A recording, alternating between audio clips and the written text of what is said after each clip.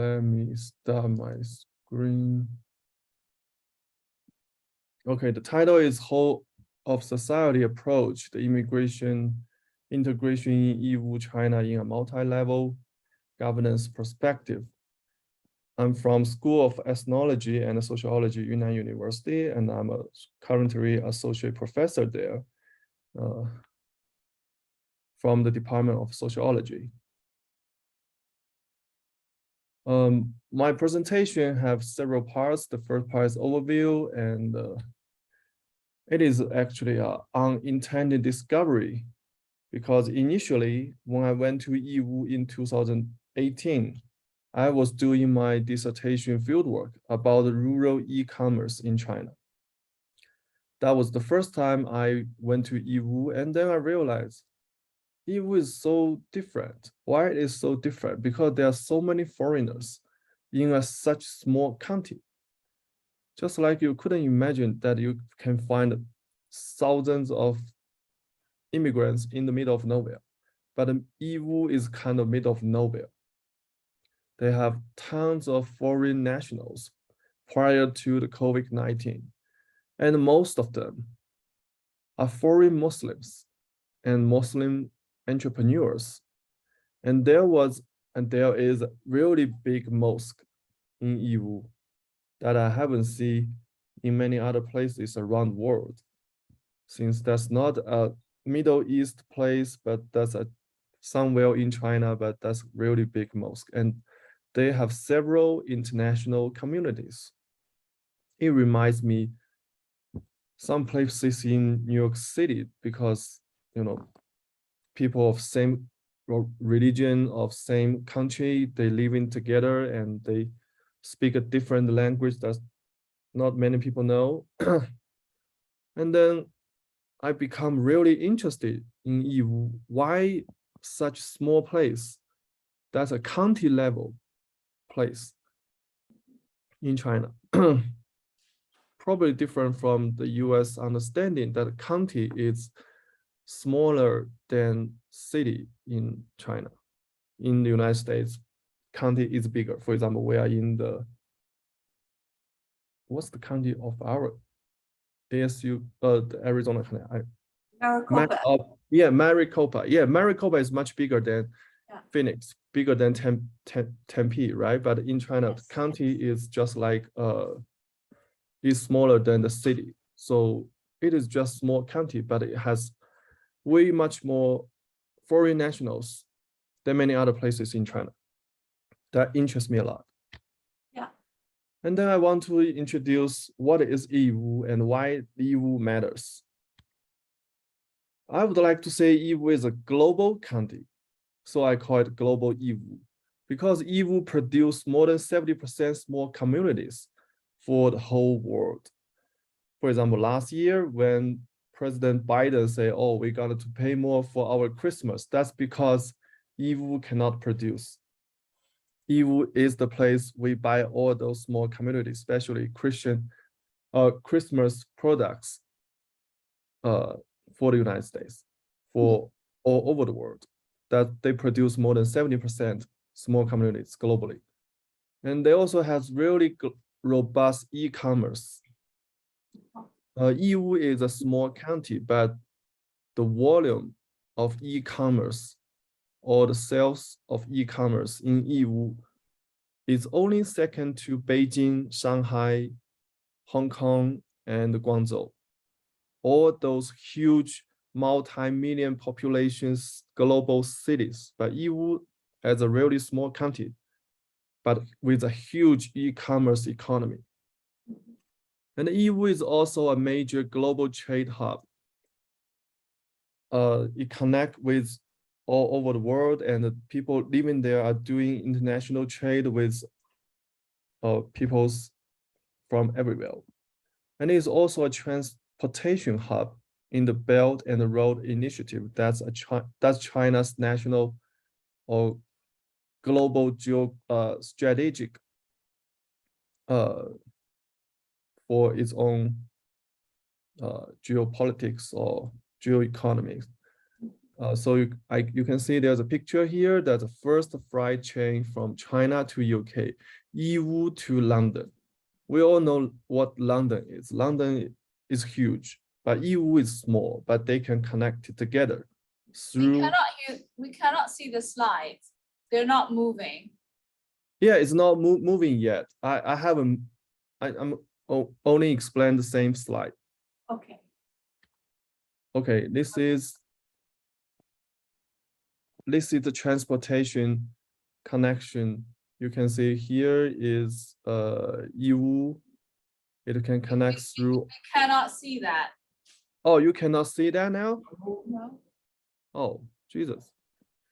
But I'm really sharing it. So which slide you are seeing now? See the overview, field Content. side, contents.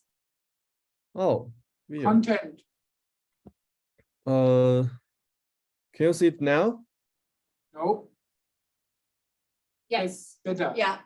Okay, so how about I'm not going into the let's just use this way, and I'm going to zoom out. Perfect. Do you see Yeah, it become bigger? better. Yes, that's great. Okay, okay. Thank you. Yeah. I don't know what really happened here. So here is Yiwu. I explained already, and this is the picture. You can see the first flight chain from China to UK, Yiwu to London. This first chain is January 2017. Right now, there are more than 1,000 trains going out of Yiwu all the way to Europe. That's the map here. Yiwu is a small county here. There are two routes, one through the whole Russia, all the way to Poland to this is Ukraine, Poland, Germany, and Italy, all the way to Madrid and also London. So Yiwu is really important place in the global trade system. Not many people know it, but that's really big place in terms of economy. And here are some pictures I took with my interviewees and also my students. They are these two are Iraqi refugee. They are doing business here, and all of a sudden their hometown was bombed by the United States and also by the ISIS, so they cannot go back. They choose to stay in China and apply for refugee status. And here are some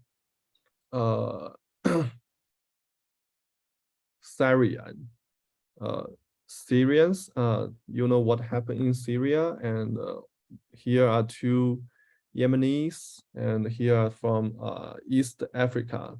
He's the head of the Chamber of Commerce of Kenya.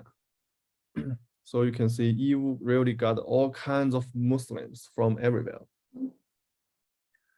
And let's talk about my theoretical framework.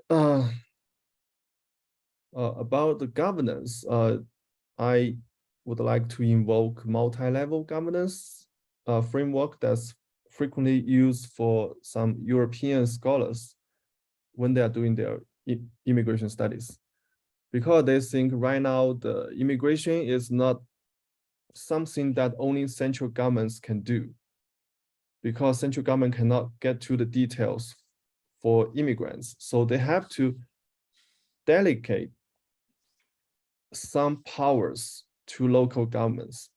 That's downward delegation. And because immigration is a global issue, so the central governments have to share their power with international organizations such like UN, such like UN Commission of Immigration, Commission of Refugees. So that's upward delegation. And also there are many private organizations joined this governance. So it's not only about public sector, it's also about private sector. So there's delegation from public to private. That's our delegation. So put them together. This framework is called multi-level governance. And here is a theoretical framework that I I get from another paper about how this is for Amsterdam. Yes, the case study of Amsterdam, how the Amsterdam regulate its own immigrants. So we can see here's a supranatural level, that's EU, and also they have their own national level, got many central level departments, their ministries, social affairs, and also regionals, their municipal levels, and also the non-state actors. So you can see it's very complex. But this multi-level governance doesn't really apply to what happened in China. I would explain that later. In China, we have our own strain of literature that we're calling about distinctive governance. That's a special governance model for a special group of people. Back in 1970s, there are many refugees from Southeastern Asia, mostly Chinese. They choose to go back to China because there are so many civil wars or international wars in Southeastern Asia. We all know that United States was there, and Vietnam, they're trying to conquer Cambodia, and the Cambodia also got an issue with Thailand, and the Laos had so many civil unrest, and the Myanmar central government have civil war with ethnic armed forces. So there are so many armed conflicts. So many Chinese people who live in Southeast Asia, they choose to go back to China. But China has to settle them. They establish a special organization in the special department in the central government to regulate or to manage these return refugees and give them special policy status because they are returnees. Many of them, they brought money, brought assets, they earn in foreign countries.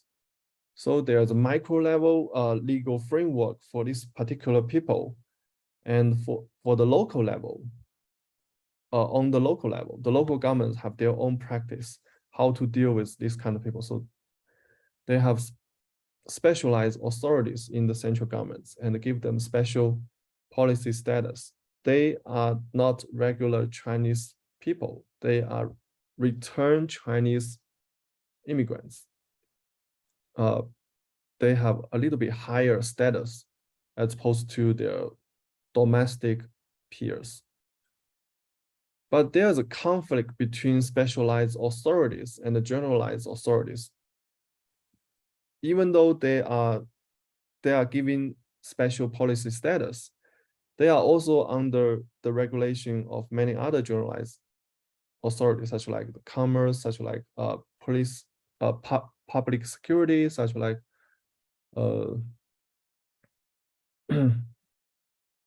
market supervision, such like civil affairs. So when they are doing this, so when the local government trying to put them under control, different governments have different responses because they have to answer two kinds of authorities from central governments. That's also another frame from another picture I get from another paper.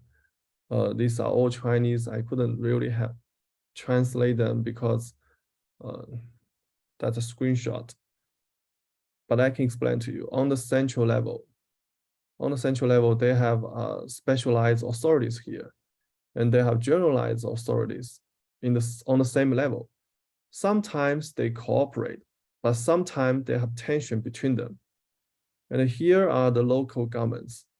They also give them orders. Okay, you have to regulate the market. You have to manage your own people. You have to achieve economic growth. You have to make sure there's no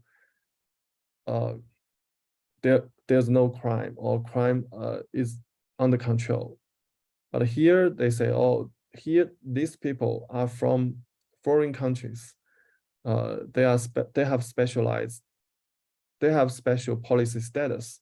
You cannot regulate these returnees in the same way you regulate other domestic Chinese people. So they are all giving the local government's orders. So they have distinctive responses. Sometimes they will enforce the law. Sometimes they just avoid enforce the law. Sometimes they choose, okay, I hear your voice, but I don't know how to deal with that. I have no other options. I have no policy tools. Here are the returnees. I use, and another strain of literature is policy experimentation. That's that's also a big body of literature on China study. They think China can achieve economic growth and can keep their authoritarian government in place for so long because local government have quite big leeways or rooms to have its own reforms. Usually the central government have very big policies and the local government have to find out some innovative ways to implement the central government's policies. Or sometimes central government, they set some policy goals and the local government will invent some policy tools to make the goal happen. So usually central government are played decision maker here, but local government are the reform taker in the same picture. So I trying to put them together to have a whole of society approach, because when we're talking about multi-level governments, we assume at least they have immigration law in the place. But actually China doesn't have a top-down immigration law. It's still trying to figure out how to have a central level immigration law for so long. But for distinctive governments, that's about return Chinese immigrants. But those regular global migrants do not have a special status, unlike those return Chinese. And for the policy experimentation, that's what happened in Yiwu because Chinese central governments authorized Yiwu to have some policy experimentation on immigration management. But Yiwu as a global trade hub, it has to balance economic growth and migration governance. And there's also a tension between central and local, because we know right now, immigration governance become securitization, securitized, because they think many governments think immigration, think global immigrants as kind of threat to the national security, including China, including the United States.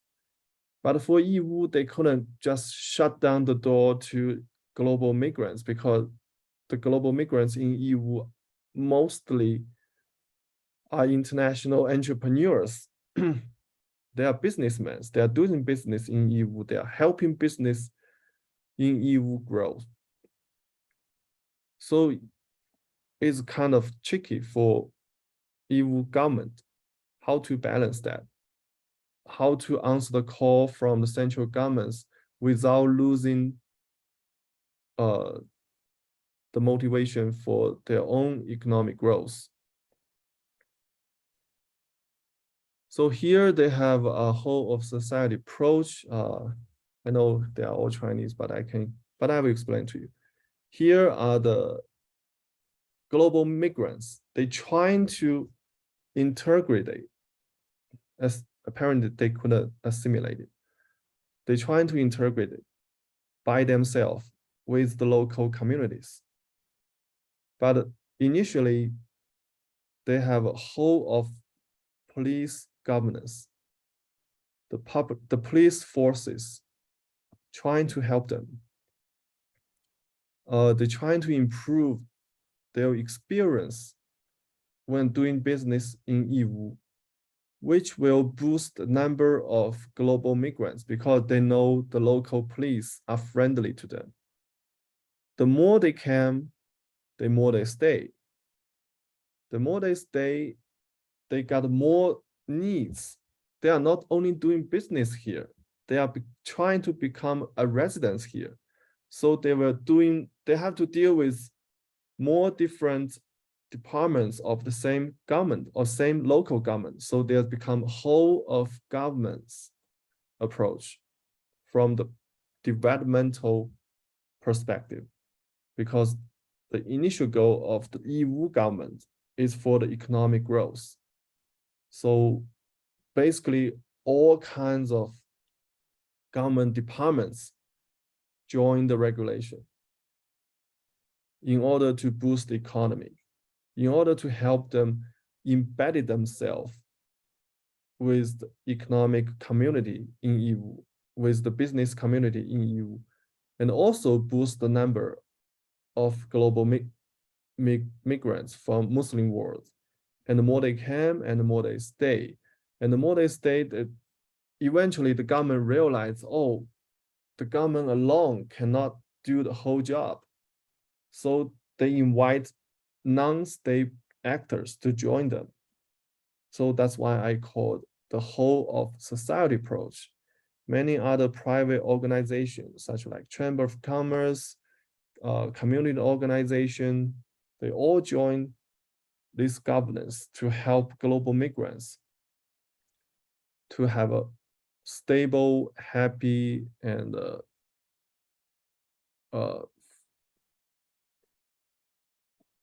friendly life in Yiwu, and help them to integrate it in the whole Yiwu society. Probably I'm not sure if you know about the Zhejiang province in which Yiwu is part of. Zhejiang is the most technologically advanced province in China.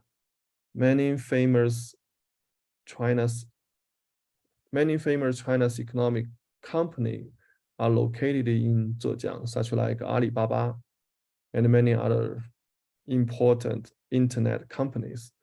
So in Zhejiang, the data-driven governance is more advanced in many other places around the world. So here they are building up what I call the data-driven infrastructure. They are using one card to help the local governments to better manage global migrants. That's basically kind of data empowerment, and to help also global migrants to have a better life in Yiwu, because they can access to many data-based services that usually exclusively for Chinese locals. They basically open doors to global migrants. Here I would like to talk about the methods. First, that's community-based fieldwork. I went to 4 communities. The first one is called Jiminshan community. That's a community with more than 7,000 global migrants from more than 70 countries. So that's communities call themselves a UN-style community. We can see that so many people from so many countries. And across street, there is a Wu'ai community. That's a mix of domestic and foreign Muslims. Why they mixed together? Because foreign Muslims, even though they are doing business in China, they couldn't speak Chinese. But domestic Muslims, they can speak Arabic, so they can talk. And domestic Muslims can serve as a translator or middleman or agent for those foreign Muslim entrepreneurs or businessmen. And the Wu'ai community is kind of is a community with a better price, with a lower rent for those entrepreneurs without too many assets, or they trying to try their luck in Yiwu, but without too much money they brought with them. So usually they begin with Wu'ai community, and when they earn some money, they will move to Jiminshan community. And here is Bingwang community. Bingwang community is a kind of foreign business zone. They all set up their business firms, companies in this area. And here is Jincheng community. Jincheng community is a gated community. It's high-rise buildings and with elevators, with a football field and all kinds of community services for those high-income migrants. There are more than 1,000 migrants living in Jincheng community. They usually have a better socioeconomic status. Sometimes they're working for those Middle East royal families, doing much larger business in Yiwu. So you can see I cover basically all kinds of Muslim entrepreneurs of all walks of life. And I talk with so many people. I talk with Public Security Bureau, their chiefs, deputy chiefs, leaders, their heads, commanders, officers, and other governance bureaus, Bureau of Market Supervision, Bureau of Commerce, Bureau of Justice, Ethnic Relations, and the local councils, and all kinds of community organizations, social work organization, even grassroots party branches, community offices, and village managements, local colleges, and private organization, all kinds of chamber of commerces, and more than 60 individuals. They are foreign cuisine restaurant owners, foreign trades, landlords, and volunteers. And I also get all kinds of government policy documentation, which some of them are secrets, are not for public. So I know how they make their policies and what their legislative intentions, why they're doing the same way, why they regulate global migrants in this way. That's tons of work. I'm still in the middle of it because you need more legal background to better understand why they're doing this in this way. I only have legal background from the United States. That's somewhat helpful, but not quite actually. Okay, here is the finding part. The finding part, sorry, I couldn't translate them all the way to English, but you can hear my explanation here. First level, just like I said, is whole of governance or whole of police.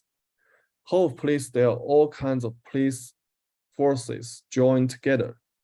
For example, they have street level police. They have anti-terrorism police. They have border security police. They have X and entry regulation police. And they have community level police. They collect data from everywhere. From the time you enter any airport of China, they are begin collecting data to predict whether you are going to Yiwu, where you are from, and what kind of business you are going to do here. They highly rely on the high technology. For example, when you moving into Yiwu and find a place to move in, you have to log into a cell phone app, smartphone app, and to register your information. And they have all the information about the place you rent, and they even run the real estate agencies in Yiwu. So basically you cannot just escape from them. And they have dynamic tracking system, user profile. The more data they collect from all aspects of your life, the more know about you. So basically they can predict, are you a threat to the local community or not? Or are you doing a legitimate business in Yiwu? And also they have multi-level government for different kinds of people. For example, if they deem you not as threats, okay, they will not bother you too much. If they know you got some connection with like foreign governments or foreign opposition party or terrorist group, that happen, they will on alert and they will trying to identify who you are and what kind of business you are doing here, who you are talking to. And just like I said, they will issue you a business card. That's a SIM-based card. That the card you have to use that card to do business in Yiwu when you are doing business with a Chinese counterpart. For example, when you are doing all kinds of business, you have to swipe this card to inform the government you are doing business here. And also your Chinese counterpart will know your information when you swipe this card. They know, oh, if you get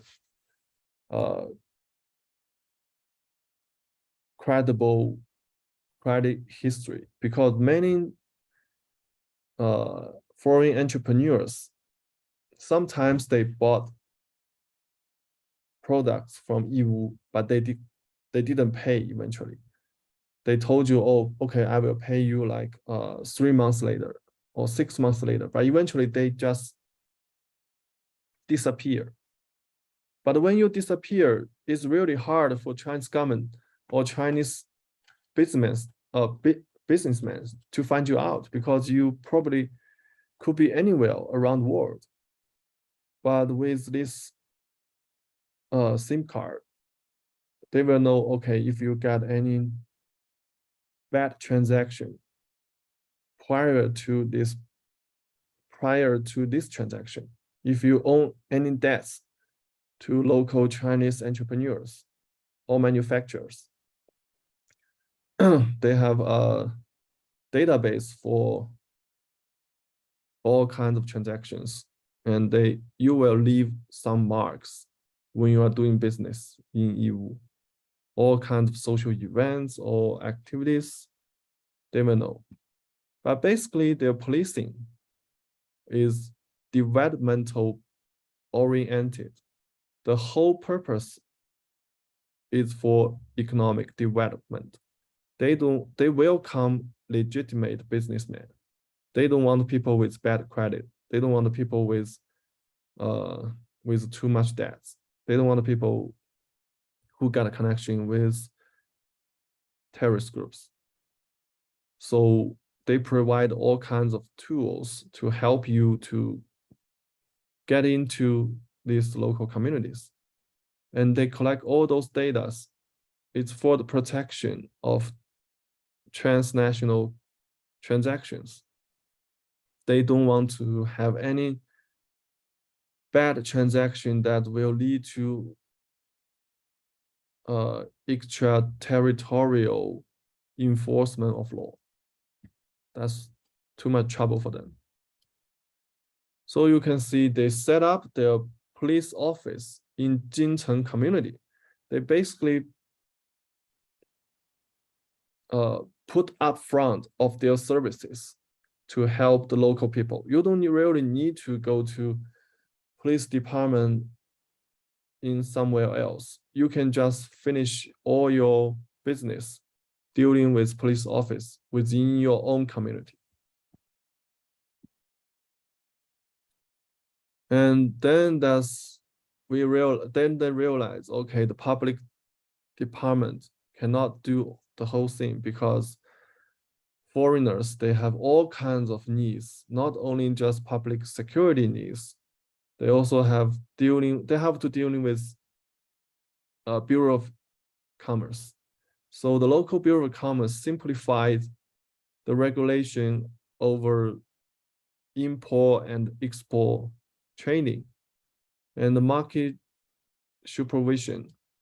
they establish and service chambers of commerce. And the Bureau of Justice, they establish a community to resolve disputes between foreign businessmen and the local businessmen by inviting well-known foreigners to join the community.